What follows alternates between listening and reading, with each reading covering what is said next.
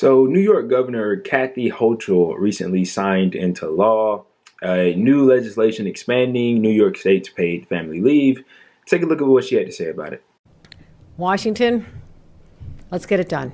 I love the fact that in New York we're progressive, we take care of people, but whether it's paid family leave, minimum wage, or right to have an abortion, we want to make sure that while the New Yorkers benefit from these progressive ideals here, that I actually feel bad for the rest of the nation who's not caught up with us. We need a national policy on paid family leave. Do not leave it up to the individual state legislatures to do the right thing. Wow. So as you can see there, she takes a shot at Washington, says, let's get it done. She's referring to Biden's what's now a $1.75 trillion infrastructure bill got whittled down to fucking back. She says she feels bad for the rest of the nation. Now, as we know, the paid family leave that was supposed to be in the infrastructure bill, it was also supposed to cover parental and medical leave. It was supposed to have funding to cover both those things as well, not just family leave. But it got booted out because the system is corrupt and your politicians hate you. So that's the situation that we're dealing with. But at the state level, it seems like Governor Hochul is taking command here. She signed into law a new legislation. I'll read just a little bit of context that expands upon it. So Governor Kathy Hochul today signed a bill that expands New York State's paid family leave legislation to allow caring for siblings. Under the current law, employees cannot take leave to care for a sibling with a serious health condition. Taking care of your family is a basic human right. No one should have to choose between caring for a loved one and a paycheck, Governor Hochul said. Fighting to expand paid family leave is personal to me and so many others. And I am proud to work with advocates and legislators to make sure that New Yorkers can now take care of their siblings without fear of losing their jobs or income. Now, this bill builds upon the paid family leave legislation that was enacted in 2016, which created one of the most comprehensive paid family leave programs in the nation. In effect, since 2018, New York's paid family leave program is employee paid insurance that provides workers with job protected paid time off to bond with a newly born, adopted, or foster child, care for a family member with a serious health condition, or assist loved ones when a member of the family is deployed, abroad, on active military service.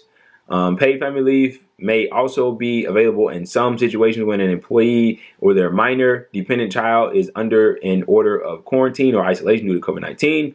Eligible workers may take up to 12 weeks off at 67% of their pay to care for family members up to a cap to care for family members in times of need. Currently, paid family leave, family care covers caring for spouses, domestic partners, children, and step-parents, parents-in-law, grandparents, and grandchildren with a serious health condition.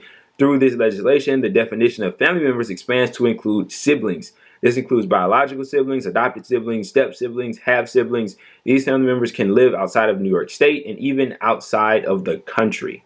Okay, so what is this good development? Yeah, of course it is. This is pretty good. Now, what she had to say was interesting to me, and why I want to talk about this was that, every state can do this if they so choose, if they wanted to, right? And she just so happens to be a governor that, apparently believes in this. Now, it goes to say, it goes without saying, this is Andrew Cuomo's replacement here. She is no firebrand progressive. She is no crusader for progressive policies. Needless to say, when it comes to fighting for our core issues, she's most likely an enemy. But like I said, on this particular issue, she's correct and she's doing something good. And shout out to the New York people that will benefit from this. But it's interesting because, as I just alluded to before, the states can do things like this, And what came to mind when I saw this story was the marijuana debate, the whole thing about legalizing marijuana. States across the country have already legalized marijuana, and there are also many states that have decriminalized marijuana. Marijuana is still illegal at the federal level, yet states have legalized it. You can practice recreational marijuana. There's dispensaries in certain states. California is one of the biggest examples. Nevada, it's hilarious, and other states can mimic this same thing in terms of paid family leave. Okay, so it got stripped from the infrastructure bill. states around the country can go, okay, well, we'll just implement it ourselves. It reminds me of the failed Medicare for All attempt in California when the corrupt politicians struck it down. You know, what's stopping a single state with politicians that actually believe in it to implement their own single payer system? You know, just completely cut out the for-profit middlemans and the insurance companies that price gouge people and take away their money. And you'll save money as a result because it'll be under one single entity, and that'll cover all the medical costs. You can just proceed accordingly. You know, this might just be the way to go. Who knows? You know, maybe we can have enough movements, enough uprisings to come up to where, you know, different people, populations in every state, you know, call upon their politicians of that state to do certain things and to enact certain pieces of legislation. And that's how we get this thing done. Because just imagine, weed is still illegal at the federal level, but it's legal at many state levels, and at the very least decriminalized. What happens when all 50 states either decriminalize or legalize marijuana and it's still illegal at the federal level? You see what I mean? Like, what happens then? So who knows? Maybe she's sparking a really good idea that's, I mean, been thought of and been around for quite some time now. But with her doing this, it really does thrust it back into the minds of many people that maybe once considered it before, or maybe haven't considered it.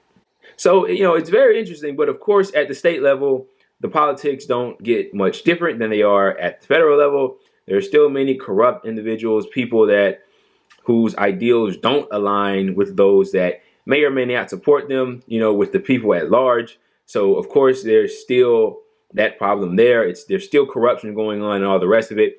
Just because it's at the state level, it doesn't mean they're somehow pure, you know, and they're absolved of any corruption and wrongdoings. But I thought that this was extremely interesting. This is a good thing here. Her signing into law, expanding the means of paid family leave in the state of New York. Hopefully we see more of this, but I guess we'll just have to wait and see.